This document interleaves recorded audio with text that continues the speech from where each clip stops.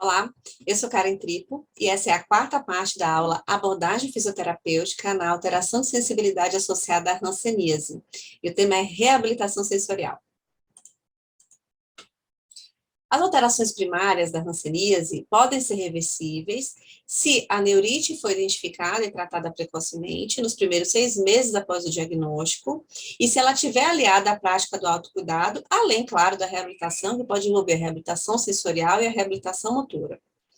Entretanto, 15% dos pacientes tratados poderão apresentar alguma deficiência, seja decorrência da neurite, dos estados reacionais, que podem envolver todos esses nervos que estão mostrados aqui nessa imagem, como pela poliquimioterapia.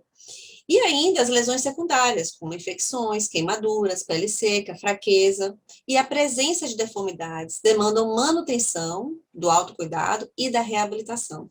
Então, a reabilitação, envolvendo a reabilitação sensorial, ela é também muito importante e pode ser utilizada já desde os quadros iniciais da doença. Então, se a gente observa que as lesões primárias vão acontecer por conta da ação do bacilo e dos processos inflamatórios decorrentes, dormência pela agressão do nervo, pele seca e fraqueza. O objetivo aí, principal está autocuidado, mas a reabilitação sensorial já pode começar aí, porque já há alteração de sensibilidade, já desde essas fases iniciais. E aí a orientação é evitar ou prevenir danos neurais. Então, esse estímulo sensitivo e o estímulo motor é importante e está dentro do trabalho do autocuidado também. Nas lesões secundárias, onde vai ter infecção, pele seca, fraqueza, o objetivo é evitar ou prevenir as complicações. E aqui a reabilitação, tanto motora como sensitiva, também é muito bem-vinda, assim como nos quadros de deformidade. A importância de se manter o autocuidado e a reabilitação. Então, a reabilitação vai estar acompanhando o paciente, independente da fase, e o paciente vai estar realizando autocuidado desde as fases iniciais, desde as lesões primárias. Então, essa orientação com relação à reabilitação sensorial, que pode ser feita junto ao profissional, fisioterapeuta ou terapeuta ocupacional, e esses profissionais podem orientar o paciente a realizar também esse trabalho em casa. Então, quando a gente pensa no tratamento, na constituição do tratamento, no protocolo, a gente tem que pensar em adequar os estímulos às funções e estruturas do corpo, no caso, às condições de saúde do paciente, com relação à atividade e participação que foram impedidas. Então, a gente vai levar aí o contexto da funcionalidade do paciente. Né? Quais são as estruturas e as funções do corpo que foram no caso, estão deficientes. No caso dessa imagem, você pode ver uma mão em garra, uma atrofia, né? Então, tem uma flexão dos dedos, então, tem uma alteração aqui do nervo mediano importante, então, alteração de sensibilidade. Então, quais são as condições que esse indivíduo apresenta, quais são as atividades que ele tem como limitação, então, não consegue mais cozinhar, não consegue mais fazer uma atividade de vida diária, como a gente vai poder adaptar dentro disso, e a participação dele, quais são as limitações de participação que ele vai ter, tanto no ambiente domiciliário, como na comunidade, como no ambiente laboral. Então, a gente pensando nessas questões, a gente também tem que levar em consideração os fatores ambientais no pensamento, né, de como elaborar o protocolo de tratamento. Então, pensar nas questões ambientais, onde esse paciente mora, quais são os estímulos que ele recebe, o que ele tem facilidade de ter em casa, né, como é que eu posso orientar com relação ao autocuidado desse paciente, e os seus fatores pessoais, né, então as suas crenças, seus valores, o que ele gosta de fazer. Então, o paciente, de repente, ele é um pescador, então tentar usar estímulos que envolvem materiais de pesca, né, que envolvem a proteção com relação ao uso desses materiais de pesca também para o autocuidado. Então, pensar em inserir características do sujeito, do ambiente onde ele vive, da atividade que ele exerce, de uma atividade de lazer que ele goste, de alguma prática que ele goste, dentro da terapêutica. Então, a gente está falando da CIF, a gente está falando da Classificação Internacional de Funcionalidade. A gente está pensando na funcionalidade, no sentido da estrutura, função, atividade e participação, também nas incapacidades, quais são as deficiências. Aí, no caso, a gente está pensando na reabilitação social, sensorial, então a gente está pensando na deficiência de sensibilidade, alteração assim, e no que isso impacta a atividade, no que isso impacta a participação nas atividades. Além disso, os fatores ambientais, os fatores pessoais, que são fatores contextuais. Então, é muito importante contextualizar também a terapêutica, para que aproxime o máximo possível o exercício e a atividade, para que, inclusive, aumente a adesão do paciente a também a terapia e ao autocuidado. Então, como a gente falou na parte 3 dessa aula, a intervenção básica em nível primário já envolve algum tipo de percepção de necessidade de uma reeducação sensorial, e esse pode ser feito em encaminhamento, mas os profissionais em nível primário, um fisioterapeuta, um terapeuta ocupacional, já pode orientar sobre esses cuidados, desde os atendimentos, o tratamento inicial, desde as fases iniciais do tratamento. Não só para mãos, mas também para pés, incluindo também os estímulos motores, porque, afinal de contas, a sensibilidade, o treino sensorial, a percepção sensorial, ela junta com informações para o desempenho motor. Então, se a pessoa não sente que ela está segurando o objeto, ou ela não sente que ela está pisando adequadamente, isso vai impactar e vai comprometer a atividade motora. Então, pensar em estratégias que juntem tanto estímulos sensitivos, como estímulos motores na tarefa, de uma forma progressiva. Então, o que seria a reabilitação sensorial?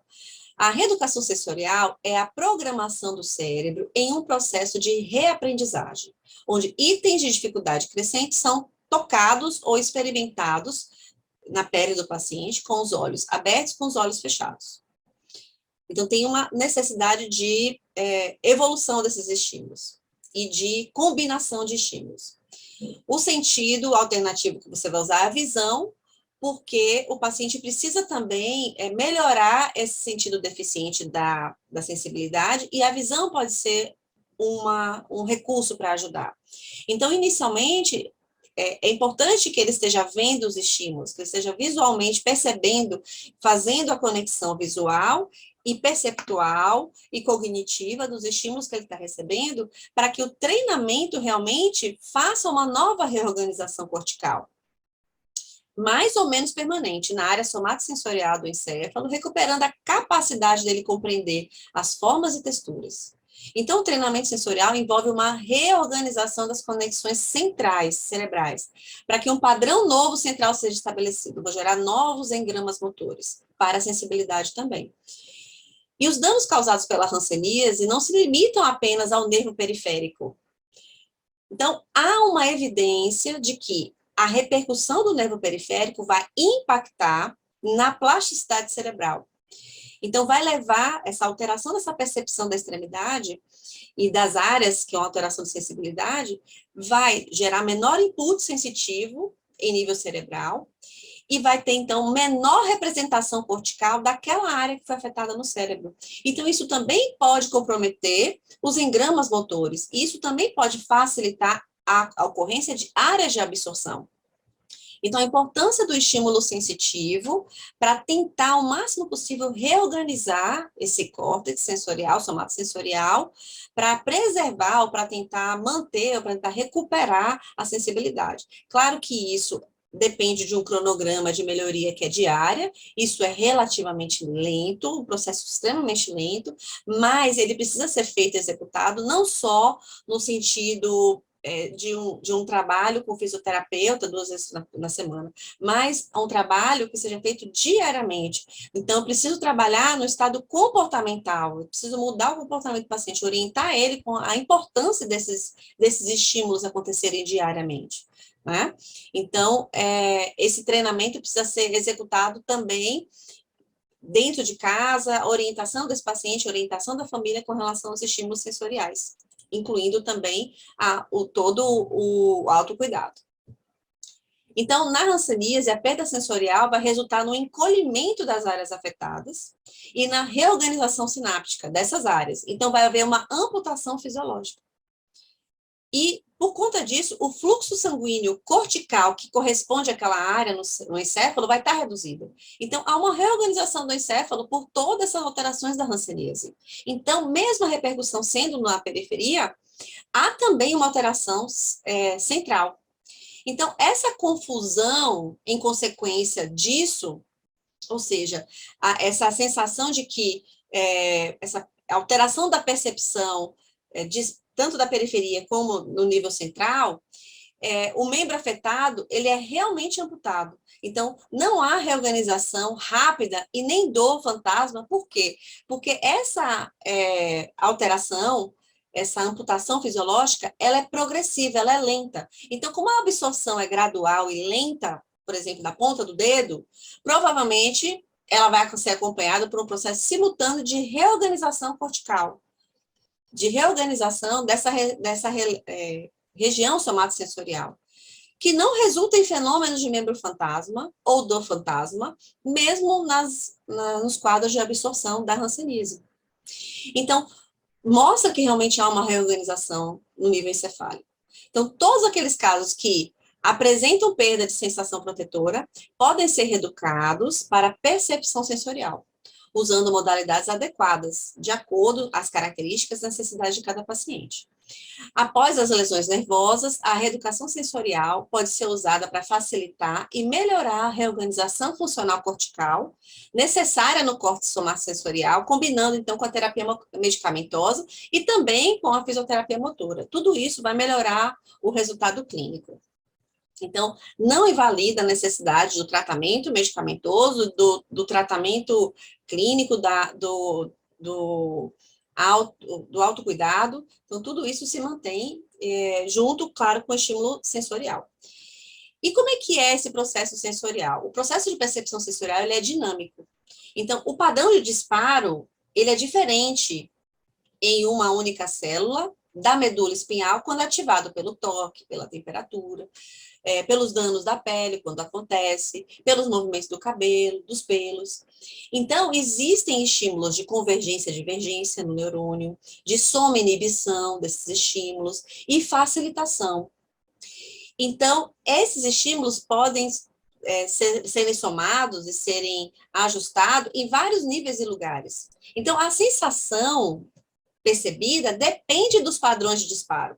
Então, é importante combinar na reeducação sensorial diferentes formas, diferentes texturas, diferentes contextos que estão relacionados à sensibilidade, para que a gente consiga estimular o máximo possível o aspecto sensorial. Lembrando que na hanseníase pode acontecer denervação completa, e, nesse caso, os receptores vão desaparecer completamente em 2 a 3 anos, mas podem ser criados se a reinervação, ou seja, se os terminais nervosos crescentes com o estímulo atingir o nível dérmico. Dessa forma, as sensações de proteção podem reaparecer. Novamente, não é algo que acontece rapidamente, né? Vai depender do estímulo e vai depender do grau da lesão. Durante a fase de recuperação, a presença apenas de sensação protetora provavelmente significa que há menos fibras por unidade diária e as velocidades de condução são mais lentas, que é quando acontece a agressão do nervo, pelo bacilo ou pelo processo inflamatório. Mas não há conexão direta entre a capacidade funcional recuperada e o número de fibras nervosas que são regeneradas. Isso não é uma relação direta, mas é importante entender que as fibras recuperadas, elas precisam ser postas em uso novamente. Então, com o estímulo, com a regeneração, né, com a recuperação, melhor dizendo, né, dessa região, é importante você ter estímulos, colocar esse indivíduo para perceber esses estímulos, para movimentar essa área, para tentar manter a funcionalidade ou recuperar essa funcionalidade. Então, o processo de percepção sensorial, ele vai envolver uma discriminação e uma localização. E uma classificação, de acordo com as experiências que o paciente já tenha. Então, olha, a importância de levar isso também no contexto da reabilitação. Então, a idade, a ocupação, os aspectos cognitivos. Então, tudo isso vai interferir em como o indivíduo percebe. Além disso, as calosidades vão interferir também na sensibilidade dos receptores da pele para enviar esses estímulos sensoriais. E é importante dizer que a percepção sensorial é uma experiência do sistema nervoso central. Assim como a dor é uma experiência do sistema nervoso central, a percepção sensorial também é. Porque o que é estimulado na pele é percebido no encéfalo, e a partir dessa percepção, que com o seu cognitivo, com as suas experiências prévias, você entende o que aconteceu. Você consegue identificar o que aconteceu. Então, o cérebro é uma rede neural complicada, ele se remodela continuamente com os estímulos ou com a ausência deles, e essas mudanças nessa reorganização sináptica podem ser dependentes da atividade que você faça, com base nas alterações na atividade da mão, dos pés e nas experiências táteis que foram perdidas. Então, se o paciente fez algum procedimento cirúrgico, por exemplo, ele vai precisar fazer reabilitação para que haja neuroplasticidade, para que essas mudanças sinápticas aconteçam também no nível do córtex cerebral. Então, todo o tempo, os estímulos periféricos estão modelando e remodelando o sistema nervoso central. Isso é importante entender. Então, a gente está fazendo estímulo que a gente chama de bottom-up. A gente está fazendo estímulo de periferia para interferir e remodelar as ações centrais. E talvez isso melhore, em certa medida, essas percepções. O dano no nervo é clinicamente manifesto, isso é importante levar em consideração também, quando 25% a 30% das fibras nervosas em um tronco nervoso se tornam não funcionais. Então, nem todas as fibras nervosas são destruídas na hanseníase. Algumas fibras funcionais permanecem, mesmo em nervos muito danificados. E a condução do nervo sensorial nunca é zero, então, no registro de superfície.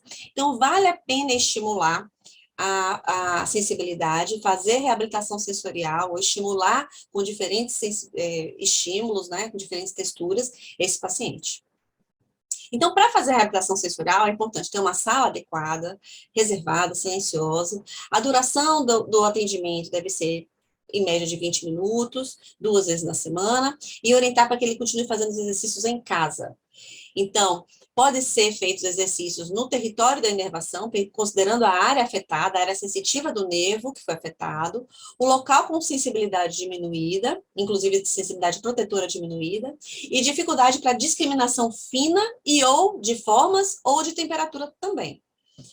A evolução dos exercícios vai sendo aumentada a dificuldade gradualmente, à medida que o paciente melhora o desempenho para executar alguma atividade ou reconhecer algum objeto. Então, exercício de maior dificuldade pode estar associado à discriminação, por exemplo, de pequenos objetos de texturas semelhantes. Então, pode começar a inserir, dependendo do paciente, que ele começar a perceber os objetos, objetos, então, com texturas semelhantes, como metal, e ele, que tem a forma, que tem a tamanho diferente, para ele discriminar esses objetos. Outra coisa importante é a exposição da área. A mão do paciente pode ser recoberta com luva de procedimento, estando livre apenas o dedo afetado, se for o caso da mão. Ou o paciente pode estar totalmente com uma meia de algodão, para você evoluir com uma dificuldade de percepção. Se ele tiver com a meia, a percepção tátil, sinestésica, né, de posicionamento, pode ficar alterada, pode ter mais dificuldade de perceber. Então, a meia pode ser um recurso, e a luva também, que vai aumentar a dificuldade na progressão do exercício e da progressão dos estímulos. Como é que executa, então, esses estímulos? O paciente deve estar sentado inicialmente, com as mãos apoiadas em uma mesa, e o terapeuta vai fazendo vários toques nas partes distais dos dedos, com o paciente observando. É importante que nesse primeiro momento ele esteja olhando os estímulos, para que ele consiga perceber, visualizar e fazer as conexões cerebrais que a gente comentou antes.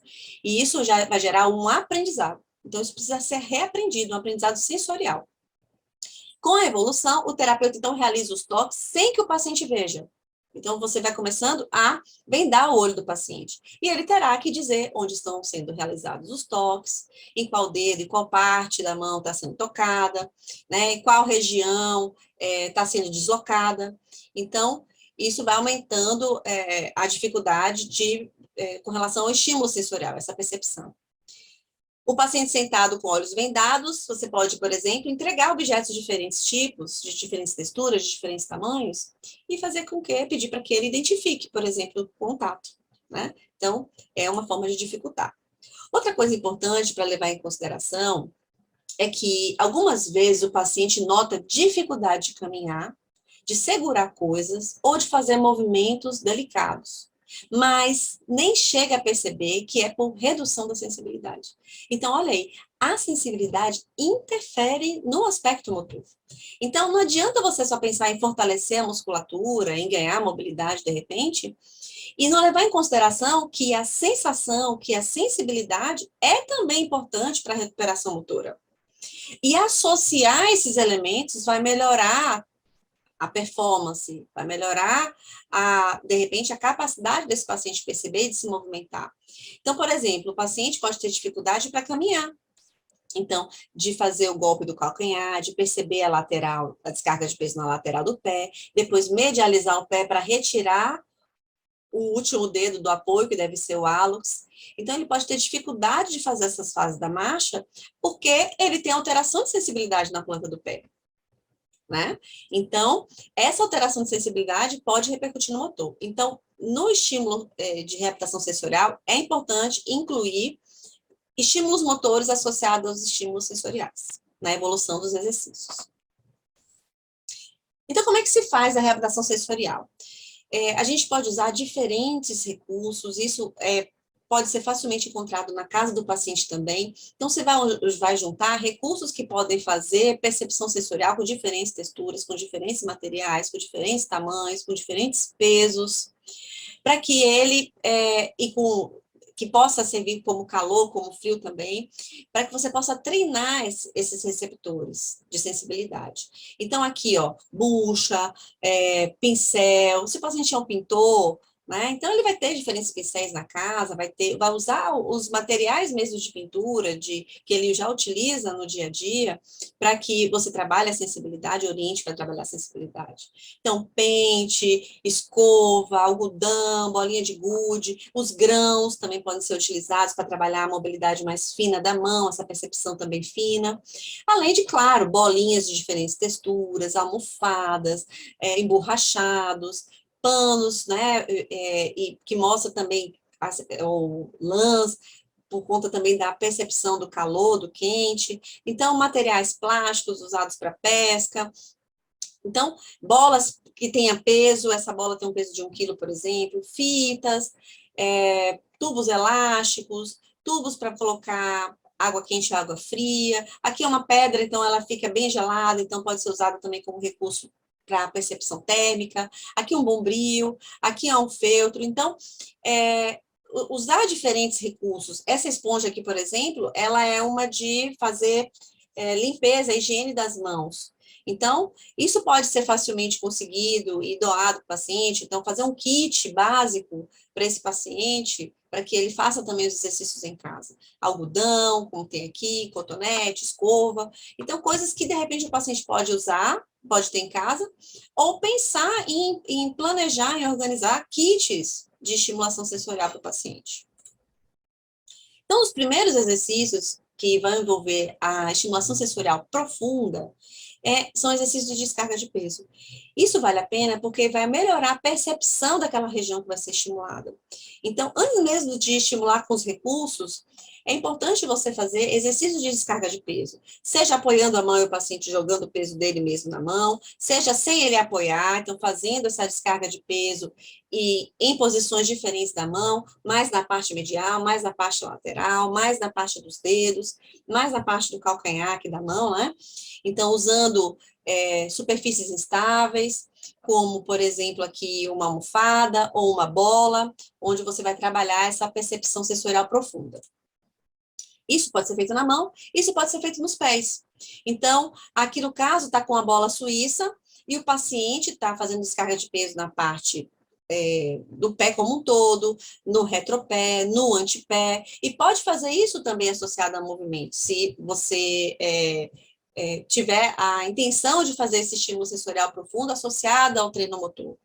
Aqui, no caso, está estimulando a descarga de peso na região lateral, na região medial do pé. Então, esse estímulo é importante para essa percepção do peso, essa percepção de pressão, que envolve a estimulação sensorial profunda. É importante também, e aí já indo para a sensibilidade superficial, começar com deslizamentos e automassagem com diferentes texturas. Então, além da massagem mesmo com lubrificante, porque antes de qualquer exercício é importante a higienização, a hidratação e a lubrificação, antes mesmo, além de fazer o estímulo manual, pode ser feito a automassagem com bolas de diferentes texturas. Então, primeiro ali é uma bola de tênis, essa segunda é uma bola que tem uns prolongamentos, onde ela pode trabalhar legal massagem, e não estimular só a área da palma da mão, mas o dorso da mão também, o antebraço, e o mesmo com os pés. Então, inclusive até deslizamento sobre um tapete, isso vai interferir nessa sensibilidade do pé. Aí você pode perguntar quanto tempo essa estimulação deve ser mantida. Nos primeiros dias de estimulação, é importante que esses estímulos sejam feitos pouco tempo, no máximo 2 minutos para cada estímulo, porque, às vezes, o paciente tem uma alteração de sensibilidade e passa a ser desconfortável o estímulo. Então, enquanto ele está percebendo o estímulo confortável, ele pode estar fazendo o estímulo. Né? Claro que o tempo da estimulação pode ir aumentando com a percepção melhor desse paciente. Então, usar nas diferentes áreas do pé, mas também na perna, tá bom? A estimulação térmica de quente e frio pode ser feito com tubos de ensaio, com água quente, por exemplo, ou um algodão com água quente, você já vai ter percebido a temperatura dessa água, ou um algodão seco mesmo, porque ele dá essa sensação de que é mais aquecido. E você pode perguntar, a sensação aqui é mais quente ou mais fria? Então, é importante você perguntar para o paciente. Nesses primeiros momentos, como eu falei, ele está com a visão, ele está vendo o estímulo. Depois você vai começar a vendar o olho do paciente para ele perceber. Então, não adianta vendar no início, né? Tem que vendar na progressão dos exercícios. E aqui o estímulo da água fria, então, um algodão com água fria. Então, não só no dorso, mas na palma da mão, nas diferentes áreas. E aqui uma pedra, que é um pouco mais fria, né? Então, pode ser também utilizada, desde que ela esteja limpa, higienizada. Você pode fazer também combinação de estímulos, por exemplo, os estímulos de descarga de peso associado ao estímulo de sensibilidade térmica. Então, enquanto o paciente está fazendo a descarga de peso, perguntar, esse estímulo é quente, é frio? Né? Então, fazer com que ele perceba enquanto ele está fazendo uma outra atividade. Né? Então, isso ajuda também a trabalhar essa percepção de duplas tarefas. Porque, às vezes, a pessoa não faz uma única tarefa no dia a dia, ela está caminhando e está percebendo que está pisando em um lugar que é frio, que é quente. Então, é importante você também associar estímulos para esse treino sensorial. E aqui, com as diferentes texturas e formas, aí pode deixar a sua criatividade mandar. Então, algodão, e você vai passar deslizando, movimentos de deslizamento, e em alguns momentos você pode fazer também movimentos circulares. E depois, novamente, movimentos de deslizamento. Então, você pode usar o algodão, como eu falei, o cotonete, é uma área menor para estimular, então, às vezes pode ser mais difícil para o paciente perceber, então você vai estimular essa área do dedo, que está relacionada ao nervo ulnar, vai dizer assim, você está percebendo, eu estou estimulando a pontinha do seu dedo, olha para a pontinha do seu dedo, vou estimular a área que você sente mais, agora vou estimular essa outra área. Então, fazendo o paciente perceber cognitivamente e conscientemente, né, levar essa informação, né, tentar fazer conexão com essa informação. Então, olha lá, estímulos com a esponja, na parte mais macia, na parte mais áspera, com escova de dente, então aquela buchinha de higienização das mãos, ela é muito legal, né, essa parte dela aqui mais com as hastes, ela é bem flexível e é bem interessante o estímulo, né? Então, estímulos com a bolinha de sensibilidade, então, estimulando as diferentes áreas da mão, e do antebraço, no caso aqui, e depois com o paciente de olhos vendados, ele depois dizendo onde está estimulando, se é o dorso da mão, se é a palma da mão, se é mais o dedo mínimo, então tem que dizer onde está. E se ele não souber dizer, que ele aponte. A gente estimula, tira e depois se pergunta, onde é que foi a área estimulada? Ele vai ter que mostrar aquela área estimulada. A mesma coisa com os pés, somente cuidado com alguns materiais. Esse caso desse bombril, ele não arranha, mas tem alguns que podem arranhar, alguns materiais que podem arranhar o paciente. Então, toma cuidado com a escolha dos materiais e com a orientação dessa escolha pelos pacientes também, para não machucar o paciente. E, como eu falei, associar os estímulos sensitivos, sensoriais, aos estímulos motores. Então, aqui, está dando um bombril para o paciente, né, uma palha de aço, e o paciente está tendo que sustentar, segurar na mão. Eu estou puxando, pedindo para ele sentir e sustentar. Não estou pedindo para ele fazer uma força grande, mas estou pedindo para ele tentar frear esse objeto na mão dele, manusear mais tempo. A mesma coisa com a bolinha, e, por exemplo, com feltro, com um paninho, né, ou com um paninho qualquer, que o paciente tenha, desde que ele seja um pano limpo, e que ele possa fazer os exercícios, estimular a mão, pode fazer um movimento junto, deslizar e perceber esse estímulo. E você também puxando. Então, quando você está puxando, então eu estou associando estímulo sensorial motor. Estou puxando o paninho, né?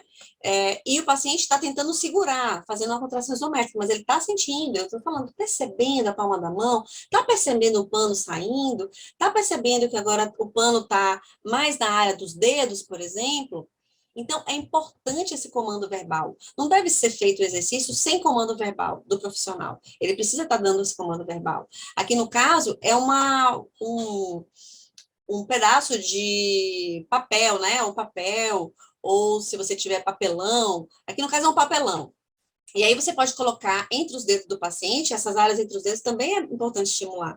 Você pode usar também o paninho, se quiser fazer isso, e puxando e pedindo para o paciente segurar, e falando para ele perceber. Olha o seu polegar, como ele está segurando. Então, o comando verbal aí também é importante. Aqui, estimulando com materiais de pesca, por exemplo, e aí eu estou estimulando essa parte do dedo mínimo. E aí eu falo, enquanto eu estiver estimulando, tenta mexer a parte que eu estou estimulando. Aí ele tenta mexer. Estou estimulando agora o dorso, tenta mexer a mão, estendendo os dedos. E aí o polegar, mexe o polegar, mexe a área que eu estou estimulando. Então, você está estimulando os dois estímulos, né? Você está realizando dois estímulos. Está associando o estímulo sensorial e o estímulo motor. E aqui para a mão, por exemplo, um objeto onde ele segura para fazer o movimento da mão, e aí você usa esse mesmo objeto emborrachado, você cria uma resistência para que ele faça o movimento, por exemplo, do polegar, e ele perceba que é um emborrachado, que ele é um material flexível. Você faz isso com os dedos, né, com o polegar, com os demais dedos. Você pode usar uma bola de peso, para que a pessoa perceba o peso, que ela perceba o deslocamento, que ela perceba a dificuldade, e que você faça os movimentos de preensão usando mão funcional aqui, por exemplo, e todos os movimentos da mão. E o mesmo com o pé. Aqui, no caso, eu coloquei uma caixa, pedi para o paciente colocar o pé sobre a caixa, perceber que material era, se era de papelão, se era quente, se era frio. E aí, pedia para associar os movimentos. Então, joga essa descarga de peso na parte da frente do pé, na parte do posterior do pé, no antepé, no retropé. Então, associando a sensibilidade, a percepção de sensibilidade ao treino motor. É aqui usando bucha, né, usando paninho novamente, a mesma coisa que a gente faz com a mão, a gente pode fazer com o pé. Pode fazer, inclusive, puxando, aqui no caso é um tapete, e pedindo para o paciente segurar. Aqui é um material elástico. Então, eu estou usando mais aqui na parte medial do pé, posso fazer na parte lateral, posso fazer só na parte dos dedos. Então, ou no pé como um todo. Então, isso vai integrar sensibilidade e motor. Isso pode colaborar depois para o treino de marcha. Então, aqui também, ó, que também vai ser algo que você pode fazer antes do treino de marcha. Então, tá numa almofada, estou fazendo descarga de peso, estou falando para ele perceber a característica da almofada, como é que estão dispostos aqui, no caso, o estímulo do colchão, né, as partezinhas de colchão cortadinhas, como é que é. Então, estimulando a parte anterior, a parte medial, a parte posterior e a parte lateral do pé, fazendo movimentos circulares, né, do pé, envolvendo todos os movimentos plantares, que também serão usados na marcha. Outra coisa, você pode evoluir para exercícios para identificar objetos. Então, você começa a colocar esses objetos na mão do paciente para que ele identifique tanto essa identificação de forma direta, como a gente mostrou antes, como a identificação de forma indireta. Então, você colocar uma plataforma, colocar o objeto debaixo dessa plataforma e pedir para que ele aperte essa plataforma no material e que ele identifique a textura. Ah, é uma esponja, é macia, né? A mesma coisa aqui, por exemplo, com essa almofada. Isso você faz de olho aberto e depois você pega esses materiais e coloca na mão do paciente e ele pede para ele identificar de olho aberto, ou de olho fechado, perdão. Aqui, novamente, com relação ao pé, aqui é um material de pesca, parece uma rede, né? Então, fazer o mesmo, no caso aqui, uma estimulação direta para ele perceber, e aqui uma estimulação indireta. Então, tem uma almofada debaixo dessa caixa, ele tem que apertar com o retropé e perceber se é firme, se é macia a almofada, né? Se tem uma resistência maior, se é menor. Então, pode também colocar no antepé, pode também colocar no retropé. Então, essas esponjas são mais macias. Aí ele vai dizer, não, essa é aquela esponja mais macia, de textura mais macia, certo? Então, isso é interessante, também de olho aberto, também de olho fechado. E aqui com os olhos fechados, a gente pode colocar na parte anterior da mão, pedir para que ele faça o movimento nessa plataforma e perceba, onde é que está a almofada? Ah, está na parte anterior, está perto dos meus dedos. E como é que ela é, né? Aqui está na parte do calcanhar da mão, aqui está na parte medial, certo? Ou podia colocar na parte lateral. E aí ele perceber a característica desses objetos. Outra coisa interessante é identificar posicionamento. Então, aqui são 3 faixas, mas podia ser com um velcro, ou podia colocar uma marcação de adesivo também, né, com uma fita crepe no chão. Então, eu faço as 3 marcações, e aí eu ativamente peço para o paciente levar o pé dele na direção dessa primeira posição, né, que é essa primeira posição aqui. Aí eu falo para ele, essa aqui, perceba, essa aqui é a primeira posição. Aí depois eu coloco o pé dele mais para diante, digo, olha, essa aqui é a segunda posição. E a terceira posição é essa. E aí depois ele faz de olho aberto e depois eu falo para ele fechar o olho e posiciono o pé numa dessas posições aqui. E pergunto para ele, o seu pé está na posição 1, está na posição 2 ou está na posição 3? Se o paciente erra, eu falo para ele, olha só, essa posição aqui a posição 3 que você falou, vamos lá, ele está nessa posição, ele diz que é 3, aí eu falo, ó, a posição 3 é essa.